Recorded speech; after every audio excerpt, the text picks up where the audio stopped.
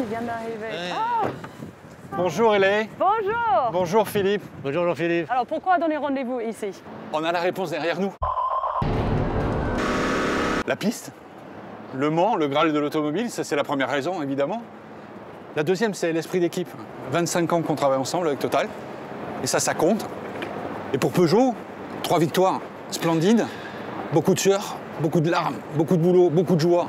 Toujours de la passion. Et c'est pour ces 3 raisons. Le Graal, l'esprit d'équipe, le travail autour d'une course qui choisit ses vainqueurs. Et pour nous, c'est probablement le plus important. Et pour vous, Philippe, qu'est-ce que les 24 heures du Mans représentent? En règle générale, la compétition, on dit que c'est notre laboratoire. C'est là où on teste nos produits, c'est là vraiment où on les pousse à leurs limites. Ici, on est le fournisseur de tous les carburants. Donc c'est vraiment pour nous le plus bel endroit où on peut tester nos produits. Et puis après, maintenant, on va avoir une écurie avec qui on va travailler. Et une écurie moderne qui va se lancer sur des nouvelles technologies. Et c'est ça aussi qu'on cherche à mettre en place, c'est cette transformation du monde de la mobilité. Peugeot et le sport mécanique, c'est une histoire réelle, longue et légitime. Peugeot, c'est 210 ans d'histoire. Nous sommes nés le 26 septembre 1810. Et sur ces 210 ans d'histoire, on a une bonne centaine d'années de sport automobile. Indy, d'abord, les rallyes africains, le WRC, le Dakar, Pikes Peak. Et être là avec vous aujourd'hui revêt un caractère tout à fait spécial, très personnel, en dehors du plaisir de la course automobile. La semaine des 24 heures du Mans, c'est également l'occasion de donner le coup d'envoi du programme d'endurance. Oui, mais pas que. Alors évidemment, on a le programme d'endurance, qui est évidemment pour nous le point central de la semaine.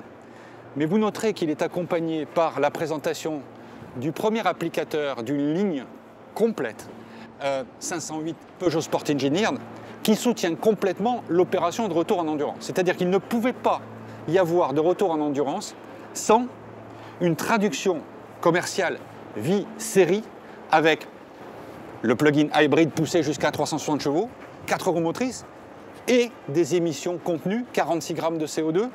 C'est l'alliance entre le plaisir et ce qu'on appelle la néo-performance chez nous, high sensation, low CO2, high performance.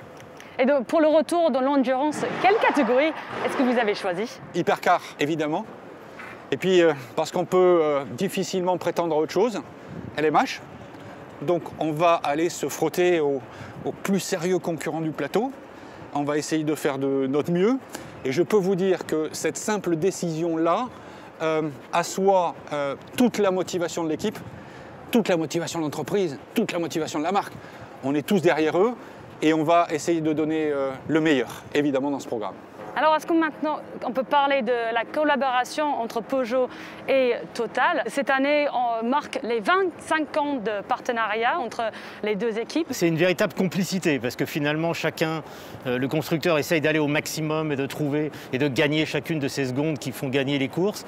Et nous, on est là pour contribuer avec des fluides, avec des huiles, avec des produits qui nous permettent de faire cette petite différence. Et c'est ça, et c'est une vraie complicité entre des solutions techniques, des problèmes techniques à résoudre et des solutions qu'on essaye d'apporter ensemble. Quelle est la stratégie de Total concernant l'évolution des énergies et la diversification d'électrification? On doit être avec la société, avec les citoyens, avec les constructeurs automobiles. Donc c'est un travail ensemble sur lequel nous, on doit apporter des solutions. Donc ça veut dire améliorer les carburants, et c'est le carburant Excellium, c'est le carburant dérivé de la compétition. C'est l'électrique, à la fois au niveau des produits pour les véhicules électriques, mais c'est aussi les bornes de recharge que l'on trouve dans les stations-service, mais pas que, dans les villes et chez des clients professionnels. Et on est en train d'équiper des dizaines de milliers de bornes de recharge en Europe. Et on veut vraiment se positionner comme une entreprise multi-énergie. Donc on est là pour accompagner cette transformation. Et aujourd'hui, c'est le comment déjà, on n'est plus dans le « est-ce que la transformation va avoir lieu ?» On est déjà comment on accompagne cette transformation. Jean-Philippe, qu'est-ce que la catégorie LMH et vous en êtes où avec le développement technique? Ellie, je pense que la personne chez Peugeot Sport la mieux placée pour répondre en détail à cette question est notre directeur technique, Olivier Jansoni.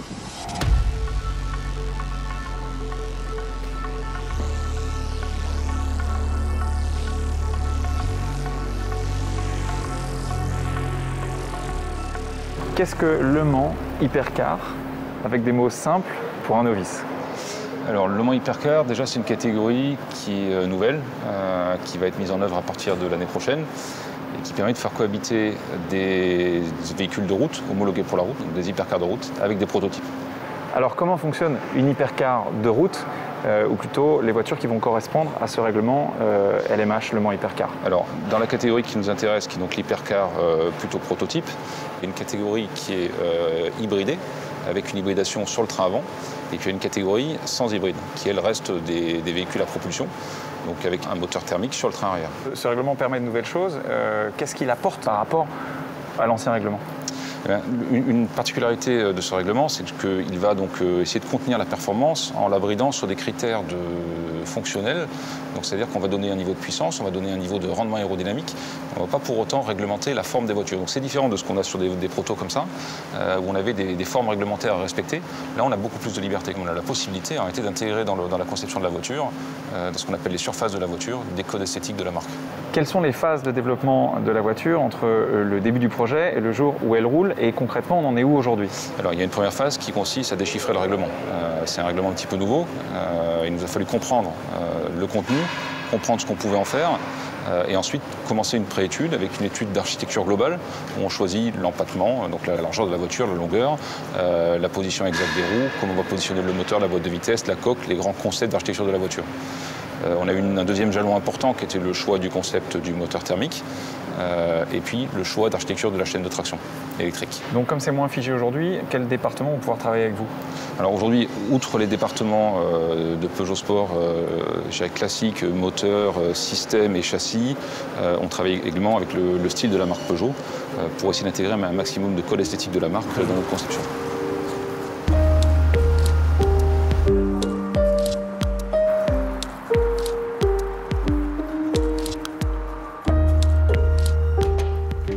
Ce nouveau règlement Le Mans Hypercar va permettre à Peugeot Sport et au design de la marque de collaborer. Comment est-ce que vous le percevez?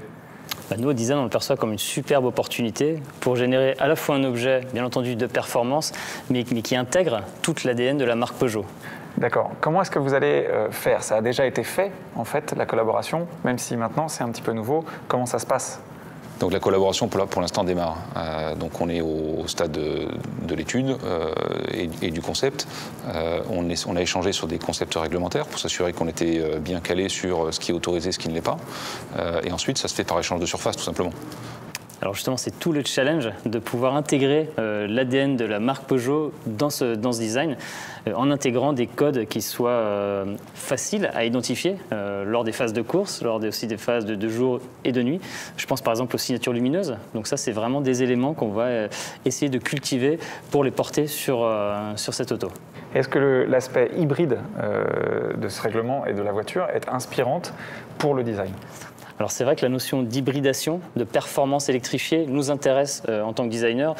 Et d'un point de vue registre formel, langage, chez Peugeot, on cultive déjà sur nos véhicules de série vraiment une recherche autour de l'efficience pour essayer de coller au plus près de la technique. Et c'est bien tout l'enjeu, tout le travail qui est en train de débuter. Alors il y a eu déjà des collaborations par le passé entre le design et Peugeot Sport, notamment à Pikes-Peak, mais il y en a eu d'autres. Qu'est-ce qui est différent cette fois-ci? Oui, effectivement, il y a eu Pikes-Peak, il y a eu DKR. Ce qui est différent, c'est le potentiel du règlement. Et donc la chance qui nous est donnée de pousser cette collaboration à un niveau supérieur.